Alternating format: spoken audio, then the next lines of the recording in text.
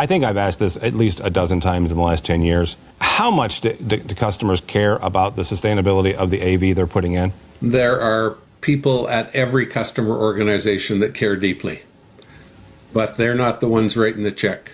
Which means they're not important. Terribly sorry. Excuse me, you're not off the hook yet. There's just a little matter of the massive damage to my home and my garage and my audio-visual component system. And this is good, thanks. Bye. IPMX has its first Connection Fest, AVIXA's latest market health check, and where AV and sustainability come together. All that and more next on AV Week. This is AV Week, episode 748, recorded Friday, December 19th, 2025. Tired of standards. This is AV Week, your weekly wrap-up of the biggest news and stories in the AV and the IT world. We have ownership moves, a AVIXA market report, and a new DV LED install. Let's get into it. Our first story comes from AVIXA and the industry health. In the latest AVIXA Pro AV Business Index report for October shows that while the overall industry is still growing, that growth eased a bit compared with September. The AV sales index came in slightly lower, suggesting that sales momentum could be slowing as we wrap up 2025. Key factors behind the trend include ongoing concerns over tariffs, inflation, and broader economic pressures impacting project scopes and buying decisions. Now, on the flip side, hiring activity remains positive, with the AV Employment Index showing an uptick, a sign that companies are still investing in talent, even in the face of some market caution. It's a nuanced picture, but dramatic, not dramatic downturn. Certainly, a shift is in place as we head into the new year. Next story, a big internal changes at collaboration tech firm Mersive. The management team at Mersive Technologies has announced it now owns a controlling interest in the company, taking the reins from its previous private equity owner. This move puts the people who work day to day running the business squarely in control of its future direction. Mersive, known for its Solstice wireless collaboration and room distribution solutions, says this transition aligns with its long-term vision to scale its technology offerings and broaden channel partnerships around the globe. Leadership team will continue in their roles as the company charts this new chapter.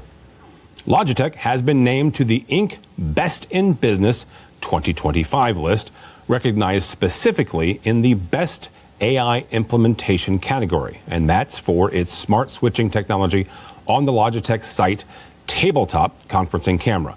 Smart switching uses adaptive AI to automatically pick the best camera angle between devices during hybrid meetings. Now, this gives remote attendees a more inclusive, natural experience. It's part of Logitech's broader push to solve common hybrid collaboration problems with smart tools that help meetings feel a bit more equitable for everyone, wherever they're joining from. Finally, some eye-catching display technology coming out of the Middle East. In Dubai, AV and display out-of-home display specialists are lighting up one of the city's busiest road, Sheikh Zayed Road, with large format digital out-of-home displays designed by Infrared. These installations leverage high brightness outdoor rated LED panels to deliver dynamic visual content along one of the most trafficked corridors in the region. The rollout highlights not just the scale of modern DOOH technology, but also how bold visual solutions are becoming a part of urban storytelling and brand engagement in major global cities. And if you've ever seen Dubai skyline at night, you know it is the perfect backdrop for cutting-edge displays just like this. That is your AV news. Stick around for this week's Roundtable, where we will look at standardized AV over IP and sustainability in AV. This is AV Week. Hey listeners, it's your AV sneakerhead, Jennifer Weaver. Listen to AV Career Masterminds, where I chat all things job-related in the audio-visual industry. You can find AV Career Masterminds where you subscribe to podcasts. Welcome back. Now we bring in our fantastic roundtable with us to discuss the news and information we have gathered this week. First and foremost, Lyle Waldron. Welcome, sir. Greetings and salutations from the south of South. The south of South, yes. You are on an island. Over my left, out of my left window, I can see an aircraft carrier. Fun times. It's fun times. Also with us, someone who is also not in the continental United States, Brock McGinnis. How are you, sir? I am on the continent, just not in the United States. I'm terrific. I am terrific, Tim. Thank you. You are in North America, yes. Yes. For those of my fellow countrymen who are geographically challenged, Canada is a part of the North American continent. And also with us, a young man that I've gotten to know over the last few months as he joined CTI, good Lord, 7 months ago now, Bill Lawrence. Welcome, sir. Welcome. I'm glad to be here. I've been called a lot of things today, but young man, that's the first time I've heard that in quite a while. The older I get, the younger everyone else gets, Bill. I understand this. Exactly. All right, we're going to we quite frankly, with this group, we might hit one story, and I think I'll count myself lucky on that. Because, anyhow. The first story we're going to do, Mitchell will put a link to that. It's from our friends over at Innovate. AIMS, the AIMS Alliance, along with the Video Services Forum, VSF, is looking to, quite frankly, do a IPMX product testing and certification event. Now, this is taking place a couple weeks before ISE, January 19th to the 23rd, at the EBU headquarters in Geneva, Switzerland. There's something important here. I have made no bones about the fact that I am watching IPMX, I am cheering them on, but I am also going to be one of their biggest critics until they get this thing done. Because, yes, AV over IP is a fantastic technology, and we need all the competitors we can get. I am a big fan of interoperability. I am a big fan of open standards. My problem with open standards is the open standards community, which seemingly loses interest after a while, and then the standard goes bye-bye. So we'll see. I will be cautiously optimistic about this interoperability consortium and this event.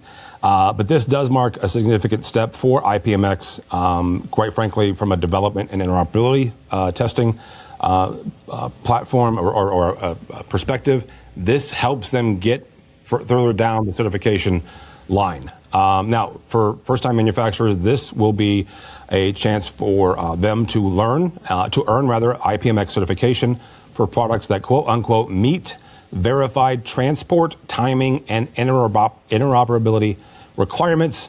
This signals readiness for the real-world AV over IP deployments across Pro AV and live production markets. Here is where I lose control. Lyle! I'm going to get the blame no matter what.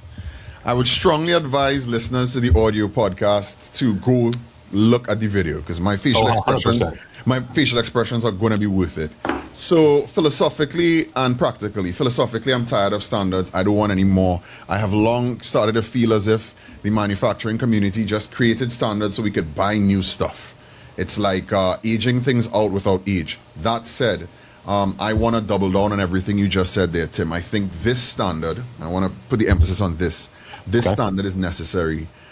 We have been in the rice fields. We have been in the forest of AV over IP now for about a decade. And it's been anything and everything from anyone and everyone. And we've had a few manufacturers try to help us out a little bit, especially on the networking side. Not because I think they wanted to help us, Tim. I think it's because they want to help themselves and their support lines and the phone calls they're getting about their switches. I'm not calling any companies' names, but you know yourself, switch manufacturers. This is necessary. I hope it happens. I hope adoption is fueled by the reality that there are no licensing fees. I think of everything in the IPMX story, Tim. The biggest thing is that, you know what? Take it, use it, go with it. But even though there are no licensing fees, which I think is a very big carrot, I don't think there's an equivalent stick. Because at the end of the day, I can support the chipset and the standard, and I could come with this other thing that I've been using for the past 15 years and put a twist on it and make it more proprietary and just make it work a little bit better with my stuff. We've seen it from the consumer side, everybody, but the hope, I guess, for me rests in the fact that this is a European thrust, And if the EU could make Apple and Android AirDrop files now, then anything's possible. Okay. Mr. McGinnis, what do we think of another standard coming down the pipeline trying to do the wonderful utopia that is interoperability? Generally above my pay grade. Okay, hang on. Nothing is above your pay grade, I have learned. Generally above my pay grade, or at least maybe my intellectual capacity. That said, I like two things about this story. One is they're going to test. So there is going to be an independent arbitrator or arbitrar of whether this piece of junk meets the standard or that piece of junk meets the standard, but they're all going to be the same standards. Because we all bought gear with chips from a company that may or may not have sponsored AVNation tweet-ups in the past that don't work together. And so, we'll buy something that says this standard on it, but it doesn't actually do all the things that are in that standard. Yeah. So, like Lyle, so it's not the licensing, to me, that's the key. It's not a proprietary chip. It's anybody's chipset or combination of chipsets. So that opens up a whole nother layer of development, because there's no question that in the evolution of the Dante world or the HD-based world or the SDVOE world, that the chip makers are gatekeepers and have been able to make a decision who's going to get this product, who's going to get which version of it, who's going to get it first, different deals cut with different manufacturers. So something that is a bit more like electricity, that if you know the voltage, if you know the amperage, if you know the cycle rate, you can really narrow down on what that is going to do for the pieces of equipment that are attached to either end. So that's my only perspectives. Bill, same kind of question. What do we think about standard plug fest, basically, is what we're talking about here? Yeah, so if you know anything about me at any level, it's that standards are a deep passion for me. And I think that first and foremost, people have radically different understanding and definitions of what standards mean. And I think in this case, we're very clear about it. And looking back historically at the AV industry and the progression from sync on green days that we were all around for, and into digital transport and all the iterations that happened in between there, I kind of forgive that history quite a bit, feeling that each manufacturer was trying to find the next level technology to go on Twisted Pair with whatever available silicon sets and hardware sets there were to do it to the best of their ability with the best possible outcome. So that is something I forgive them for in the proprietary phase of all this. But that being said, what I hope to see out of this, the standards testing and the melding of all of these requirements into a single transport format, is more a coming of age of the AV industry, where we become matured into the IT and the ITU universe, where it's no longer about how the signal gets to and from the devices and how they connect and how they communicate, because that becomes table stakes. That's what, to me, a true standard in this industry is. And until you have that, when you're trying to cross the streams and adapt and overcome into various signal topologies and technical methodologies of delivery, we can't focus on what I think are the wider responsibility that we have to the end users in the industry. This is the core infrastructure we're talking about. Yeah, it's way past time we figured it out and just made it easy. All right, I'm going to ask a dangerous question here, probably. Not probably, I am going to ask a dangerous question. Here is my 2 cents when it comes to the word standard. SDVOE, HD-based T, Dante. As a good friend of mine used to say, we are all coin operated. Those standards specifically are coin operated because they are owned by for-profit companies. You can argue with me if you want. Yes, they have, nonprofit folks and associations that promote that technology, but at the end of the day, that technology is owned by a for-profit company. Audinate specifically is traded on the Australian, stock exchange. This one is not, right? IPMX is not. Now, where I equate it to AVB is the fact that it's not, right? And that is what gives me pause, and that is what gives me a little bit of trepidation when it comes to IPMX, is the fact that at the end of the day, nobody is financially incentivized to make this sucker work. Yeah. Right. Except that IEEE thing worked well. Once. Touché. Wi-Fi. Yeah, and I'm going to get letters about that one. That's fine. There are other standards, certainly the IEEE. But the biggest one that anybody can point to is Wi-Fi, which works fantastic. Mm-hmm. But, I mean, AVB anymore is an audio transport, right? That's what it's been reduced to. Well, I think the other side of what you're saying, if we use Wi-Fi as a deeper dive, Wi-Fi was for a much larger market and audience. So it kind of had to. There were too many devices. We had to make it work. I think the problem here for me in all of this is we were reminded like a couple years ago when Microsoft bought stuff for billions, and like we're a really small, big industry. Like we're a really big industry to us, but we're a really small industry when you look at Google or Meta, or it's not as tech industries go. So that I think that's where the issue lays. Because you're right, my mind, Tim, was in the same channels. I'm thinking specifically about AES, right? AES67. So there's this thing, and technically speaking, it's open enough, and it's not, I'm not too sure of the licensing model, but it's free as far as I know. But everybody is still jumping on the Dante bandwagon, even though it's driving up the final cost to the end users. It has to, because they have to pay Audinate, they have to. So what is it about that? What is it about HD-based-T? HD-based-T became more of a convenience to a lot of people because it was actually more fiscally prudent to not be able to interrupt. It just was. That way you couldn't get a transmitter from this guy and a receiver from this guy. And I mean, more power to Crestron, but DM was HD-based-T plus, right? It was HD-based-T squared or whatever is the case. Yeah. So, we share the same fare here, which is on paper, this specific attempt to standardize, great. For me, the only thing that this could end up being forced into is because it's a European Union item, because it's European. So I've seen USB-C hit an iPhone because of them. I've seen, I think it was today, Apple had to open up their app stores in Japan, and the first alternative app store to go across was a European one.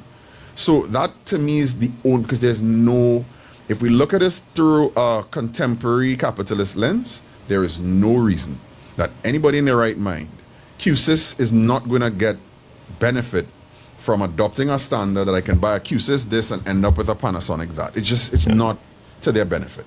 Yeah, it has to be driven by the end users and by the market, absolutely. And the way I look at it is kind of like this. And I agree 100% with the analogy you made for Wi-Fi. Again, a much more mature technical market, a much more mission-critical technical market that has higher things at stake if it fails. But the way I see the race here is that the manufacturers need to stop thinking about the track and start thinking about the car.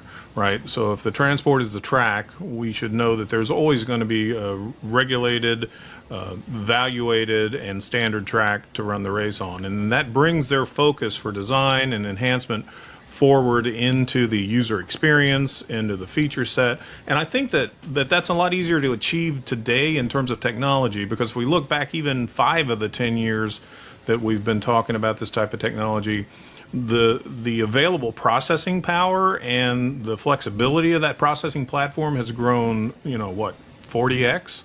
So now we're not talking about purpose-built Shark DSPs that, are fixed I/O and fixed infrastructure. We're now talking about more of a true processor-based, software-defined transport medium. And I think, again, my hopes are that is the catalyst that allows this to maybe push toward a more ubiquitous standard, and the manufacturers see that. I think that the market has gotten wise and the users have gotten wise to the fact that if you make a trick pony and the only thing it does is its trick, it gets old pretty quick. What we really need to have is a stable that can run any of the trails equally well, pull any of the loads equally well, and interchange when one needs feeding and one needs rest. That's a really bad analogy for electronics, but it's what you got today. Yeah. It's Friday and it's almost quitting time. It is almost quitting time. Really quickly, Lyle, this is not just an EU organization. I mean, AIMS and IPMX is Yes. global, right? So Yes. they are doing it in the EU, but Yes, the whole I get that it's global, but because it's rooted over there, I have fingers and toes crossed that it's going to have to become a thing. Yeah. If you're going to sell a product, and at a minimum, it has to have this standard, and then maybe as end users, we insist on it, and it makes it happen. So we'll see. Second story comes to us from our friends over at AV Magazine. They hosted an AV Sustainability Summit where they brought together AV professionals, integrators, manufacturers, end users, policymakers, and a whole lot of more folks, quite frankly, exploring how the industry can move sustainability from concept to practice. The panels and sessions focused on practical strategies for reducing environmental impact, energy efficient product design, and life cycle management to responsible e-waste practices and alignment with emerging sustainability standards. Brock, I'm going to start with you on this. I think I've asked this at least a dozen times in the last 10 years. How much do customers care about the sustainability of the AV they're putting in? There are people at every customer organization that care deeply, but they're not the ones writing the check. Which means they're not important. Terribly sorry. They are important. I lost a notable vendor of record contract. Well, the company did for not having a significantly embellished enough sustainability submission. In audiovisual, this perplexes me. I look at the SAVE organization. I think they're doing good things in terms of trying to move product out of the trash and into other applications or into proper recycling channels. I see manufacturers boasting about reduced packaging. I don't see anybody saying that they're building a recyclable product. I can buy a recyclable boat today, right? Sure. But I can't, we've reduced power. That's great. I don't know what else to do with electronic waste. Can you take the glass out and recycle the glass separately? Nobody's ever talked to me about that. Are they using recycled plastic, to use a generic term, in order to make the housings of some of the displays and the other products? I've certainly never heard that happen within the electronic industry. Do they want the little copper bits and whatnot inside? Probably not worth the money that's required to separate the various metals and spin them out. So I don't know. Bill, do you know anything about sustainability, like real sustainability opportunities within the industry we work in? Yeah, I think the industry is starting to almost frown upon recycling to a point. Because I live by the ocean, but I'm starting to see boxes stack up out there, where the bottom's getting shallow. But for me, this kind of goes back to the prior topic of, there's a lot of obsolete equipment every day, every year, every decade, because our requirements have outpaced the hardware capabilities. And I think that the industry is not necessarily incentivized to think in terms of sustainable platform, although a few manufacturers are doing this. And by sustainable platform, I mean boxes that, again, are not bespoke chipsets, limited functionality chipsets, but more processor and operational amplifier and interface topographies that can grow with the technological requirements, the bandwidth advancements, the resolution advancements and things like that. I think that that's where we start to really get serious about sustainability as an industry, where you're not removing the box anymore, but perhaps you're just removing the silicon engine from it or adding additional overlays into it that allow it to beef up to the next standard. I also think that we're going to see something of a forgiveness curve in sustainability, in that for all intents and purposes, we have run completely up against the wall of high resolution, right? We've got 8K, we've got 4K that we really don't need a lot of the time. We don't need 4K. So that race to get to pixels and that race to get to bandwidth to transport between devices at that required pixel count has started to level off. We're getting very good at digital audio transport. Controls just a bit in the bob here that's floating along the outside of the jacket. So I think that the industry is starting to stabilize in terms of a real requirement set. So my hope is that in the next decade, the platform of equipment that the manufacturers come out with is more adaptable, more firmware centric rather than hardware centric, and we can keep that iron in the rack a lot longer. That's actually a really good idea. Lyle, from your perspective, not just for your campus, but also inside HETMA, what are you hearing as far as how important this is? Well, I think with where, especially North American universities are right now in terms of budgets, y'all have finally gotten to where we were in 2008 in terms of access to funding. Where y'all are now at and where we've been for a long time is, it's not a consideration, if I'm being real. It's a conversation piece. It's something that we have to say to be palatable in a contemporary sense. And I mean, I hate saying that. But Tim, you've known me a couple of years now. You know we have a saying in Trinidad, I can't put a pot cover over my mouth. So the reality is just that. Nobody cares. Yeah. I can't separate myself from the reality that this is the week that, again, as much as I just lauded the European Union, this is the week that the EU is going to be scrapping its emissions targets for cars.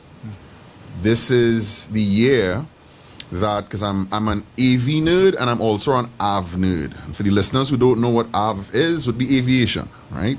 I listen to all my AV podcasts and I listen to all my AV podcasts. This year, it was noted in all of the end-of-year wrap-ups, this is the year that no manufacturers or airlines spoke any more about sustainability. We're not talking about SAF anymore in the airline industry in a big way. Porsche, who wanted to continue making combustion engines but were all in on synthetic fuels, haven't heard them speak about it in the past 2 years. So we've passed the climate reasons. We understand, well, maybe some of us understand, the tangible, real, hard reasons why we were trying to have this conversation. And just in case the listener base doesn't understand where I'm coming from, I live on a small island state. I have seen sea level rise as a real thing. I'm going to find a YouTube video for you, Tim, and send it to you. There was this day, there was too much rain, and the sea actually came in by like about 6 feet. Roads, yeah. And I'm in my E90 BMW 6-speed manual transmission, love the little car, on a set of BC Racing coilovers with water up to my sill. Because that was the day I decided to take a day off and drive around the island, and I'm on that road. I'm 15 minutes ahead of a 3-story house falling into the ocean. And the road just going behind it. So for me, I'm not coming from this as some kind of tree-hugging hippie guy. Yeah. I've seen what happens here. But let's unpack what Brock said. We've gotten far more power efficient. We've gotten down to 3 nanometers in chips. And all of the older chips are now themselves, they're cheaper, so we could put them into stuff. Great. What are we going to do now? If, Brock LLC is making a 8x8 switcher or AV over IP device that costs $200, and Bill is doing the same thing, but he's going to use recyclable materials, it costs $450. My procurement department, the purchasing department for University X is going to buy all in Brock's. Because we have less money. We have less money. So then what happens is sustainability guy, Bill LLC, is going to go out of business shortly. He's going to file for bankruptcy. And the way it works in the world nowadays is Brock LLC is going to buy him. Yep. Right? And we get worse and worse. So let's just be, for once, I think if we speak about things as they are, not as we wish them to be, for now, I'm not saying this is going to hold forever, and I don't want to be the doom and gloom guy. But the reality is nobody cares. And with the weakening fiscal position for all of us globally, we've now found legitimate reasons. The machine of modernity continues. We need those HDMI switchers. We need those 4K TVs. We need those. We're not going to stop on those things. But this is where we are. Sustainability is no longer a part of the conversation. Maybe it will be in the conversation in a couple of years. And hopefully Phoenix is not going to be molten lava by then. Well, I didn't want to bring this up before Infocom, but Bill LLC is introducing his own version of video over cold water pipe, where you just use the plumbing in the building. So think of the money you could save. There you go. PVC all the way. So the other thing that's happened is, and yes, this is a movement in society, because people can't get elected anymore by an electorate that makes it a priority. Politicians globally, in some notable 50-state countries more than others, but globally have deprioritized sustainability, deprioritized conservation. Global warming has gone the way of vaccines, as Santa Claus and the Easter Bunny, and so it's a challenge. And I think back, and it was maybe the last ISE at Amsterdam, where Samsung's entire booth was about sustainability. Yeah. And now that simply wouldn't be a sales point. People would just shake their heads and walk on by. So really quickly, Brock. Last year, Samsung and Harman both still had a wall, a portion of their stand at ISE had some of their sustainability efforts, some of their sustainability initiatives. But you're right, that entire booth, which if you went to the one in Amsterdam, it was the entire portion of one hall. Yeah, absolutely. That has certainly been reduced.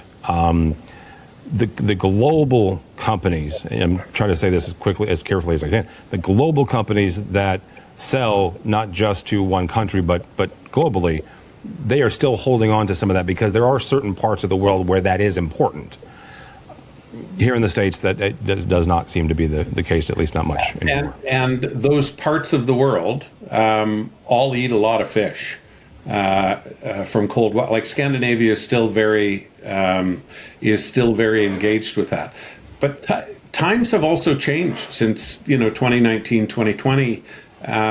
Samsung is probably more focused on sustaining some of their business units than the sustainability as a sales point. And DEI initiatives have fallen along the way to a lot of the same thing. It has become a nice to have, but it's no longer a must have. And the ESG stuff in the stock market, people aren't paying any attention to that anymore. So it's I question why there was a sustainability summit at this point. And I'll go back to what the SAVE people are trying to do, is, hey, we have a bunch of crap in our warehouses. Let's find the best way not to put that crap in a landfill, or not to have it wash up Lyle on your beach. Yeah, just send it to me in a pallet. I'll take it. Yeah, but I mean, if you look at the upside, if we just ignore it and the ozone hole grows, think of how much more solar energy we can reap through. Oh, God.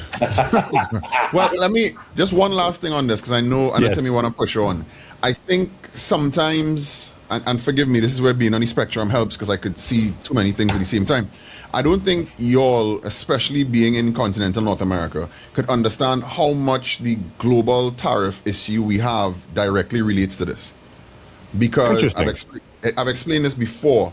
For me, let's say my exchange rate is 7-1, roughly, right? When I buy something, it's all made in China, the States, Europe, whatever. I have to pay times 7. So if it's 100 US for you, Tim, it's immediately $700 for me. But I then also have to pay 12 and a half. Back up for a second. Don't skip over that. Say that slowly again. Okay, let's be quick maths. If it's 100 USD, I mean, Canadians feel this. Brock understands where I'm going. Yeah, but it's not as bad. It's 700 TT. It's 700 Trinidad and Tobago dollars. It's not right? 700. Yeah, it's 700. It's not 700 US. Yeah, it's not. But I am going to extrapolate how much it comes back to US in a second, Brock. So it's 700 TT, but I have to pay a 12.5% sales tax. That's not crazy. You all have sales tax in a ton of states. Yeah. But then I also have to pay duty, a customs tariff of 30% on all electronics. Now that tariff is not there to be punitive to the states.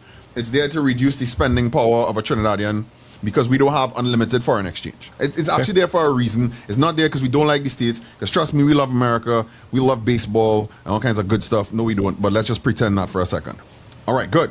So now we're already at about, let's just keep it at $100. It was like $112.50, and it's going to be like about $150. So that $100 projector, whatever, is now actually $150 US. Okay. When you add a 100% tariff or a 50% tariff, you just took $75 on the $150, because that's what I have to pay for it. So it's now $225. So for Tim, the item is $100, maybe $130, $150. For Lyle, it's $275. Except Lyle, very quickly. Yes. Your market is buying from ROW, rest of world. Not for AV stuff. You cannot afford to buy anything that passes through the U.S. Well, not now. Now, yes. No, but because before time, because it was all US. Yeah, the unique thing about the Trump tariff is that there is no drawback. So somebody re-exporting. So let's pick a projector manufacturer. Epson brings in a projector. It's the standard at your university. You buy out of a distributor in Miami, but that projector is now $150, and it has all those has extra duties.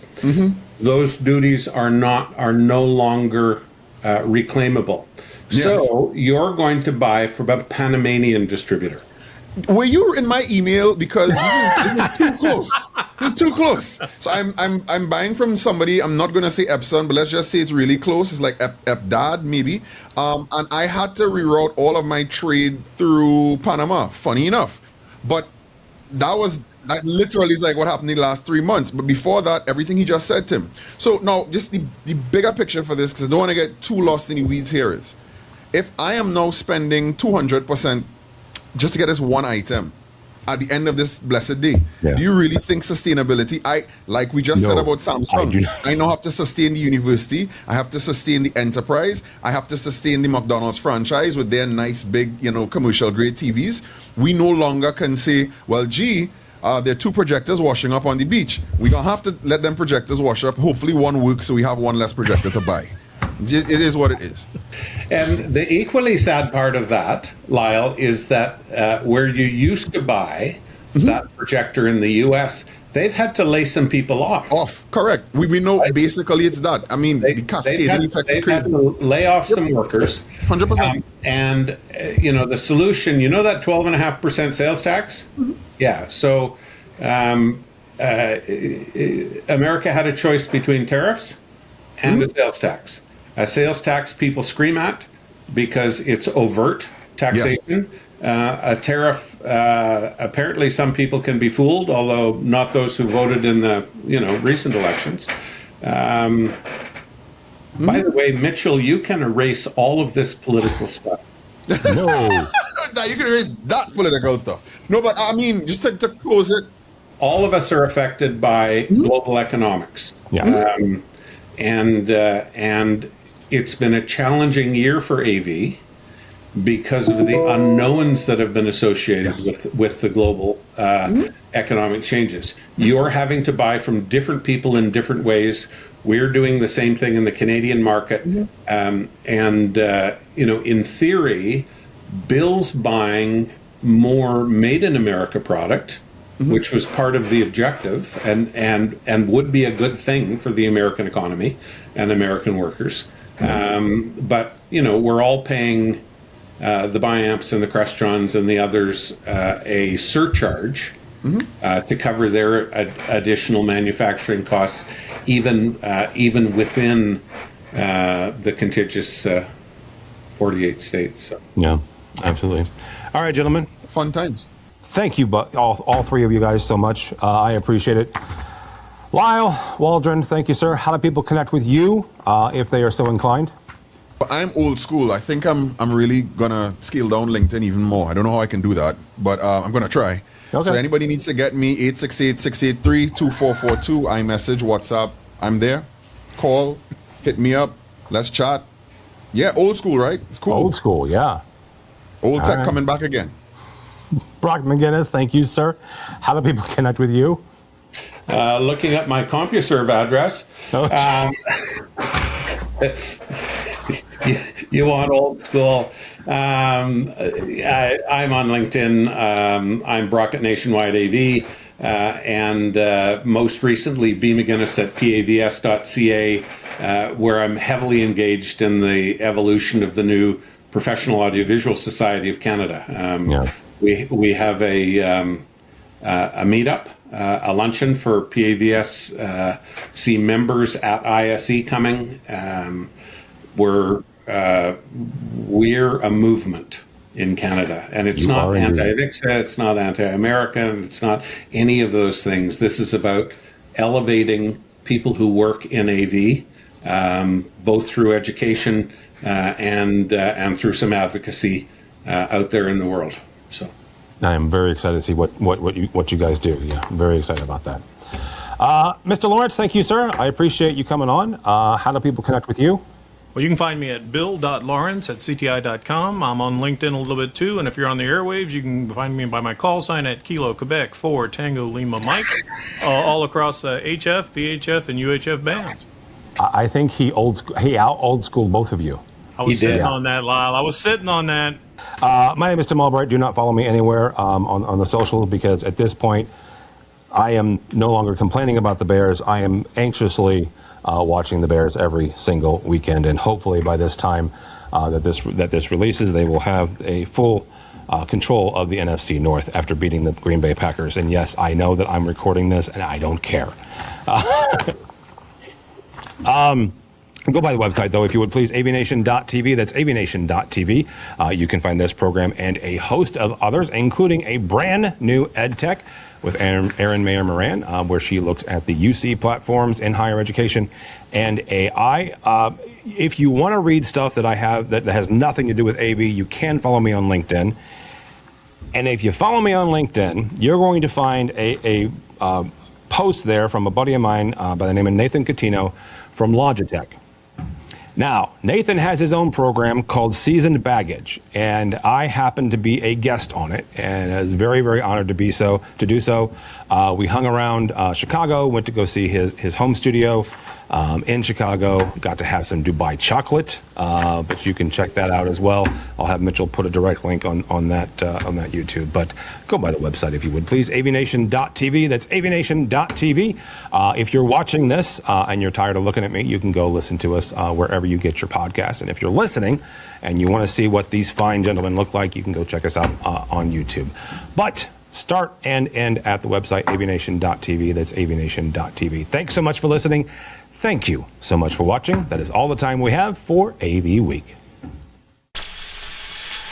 The network for the AV industry.